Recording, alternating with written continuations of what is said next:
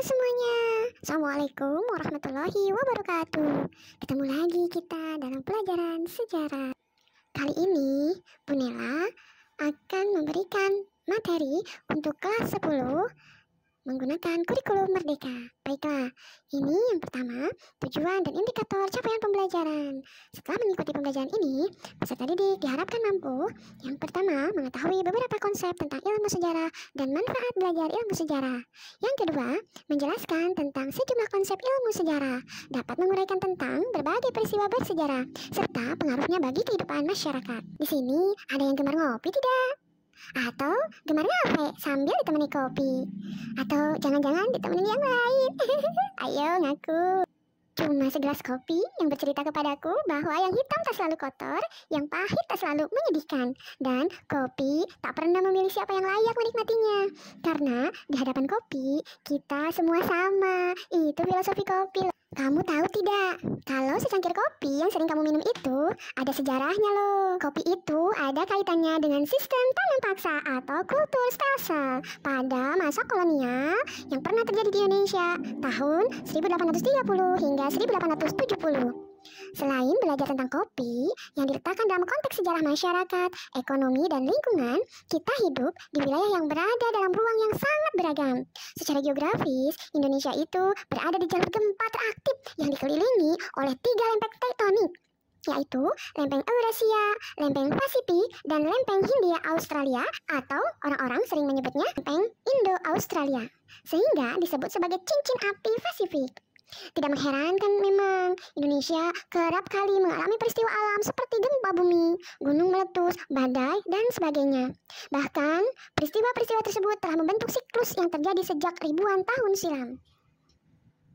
Untuk dapat menarik kesimpulan dari serangkaian peristiwa yang telah terjadi pada masa lampau dan masih terjadi hingga hari ini, dapat kamu lihat dari film dokumenter erupsi Gunung Krakatau pada tahun 1883. Kita dapat mengetahui dan membayangkan dampak dari letusan dahsyat Gunung Krakatau tersebut.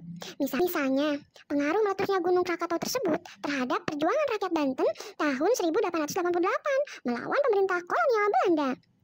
Nah, bisa kita ketahui bahwa fenomena alam tersebut mampu mengubah dan memengaruhi kehidupan manusia. Selain belajar dari peristiwa letusan Gunung Krakatau tahun 1883, kita dapat mengamati dan menggali fenomena alam bersejarah di lingkungan sekitar yang dapat memengaruhi kehidupan. Untuk mengetahui hal tersebut, kita dapat bertanya kepada orang yang menjadi saksi sejarah dan pelaku sejarah, serta mencari berbagai arsip, buku, dan sumber informasi yang relevan dengan peristiwa tersebut. Sekarang, kamu sudah tahu kan, untuk mengetahui dan memahami kehidupan manusia dan masyarakat yang terjadi pada masa lampau, kamu memerlukan suatu ilmu, yaitu ilmu sejarah. Ada yang tahu nggak, apa itu sejarah? Ya, menurut beberapa ahli, sejarah berasal dari bahasa Arab, yaitu syajaratun, yang berarti pohon. Sedangkan, dalam bahasa Inggris, istilah sejarah dinyatakan dalam kata history. Berdasarkan dalam bahasa Yunani, sejarah berasal dari kata historia yang memiliki arti orang pandai. Sedangkan menurut sejarawan Kunto Wijoyo, kajian ilmu sejarah bukan mitos belaka, karena ilmu sejarah mempelajari peristiwa yang langsung terjadi dan nyata. Keberadaan ilmu sejarah bisa dilacak sampai abad ke-5 sebelum Masehi melalui kehadiran karya Herodotus, berjudul History, tentang sejarah perang Yunani Persia.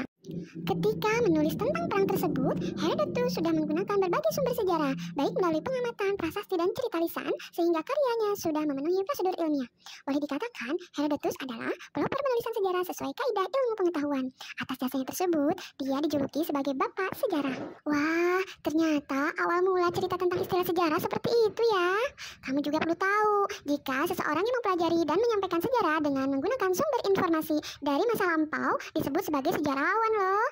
Dan melalui sejarah banyak banget loh manfaat yang bisa kamu dapatkan. Salah satunya itu kamu dapat menumbuh kembangkan kecakapan ilmiah.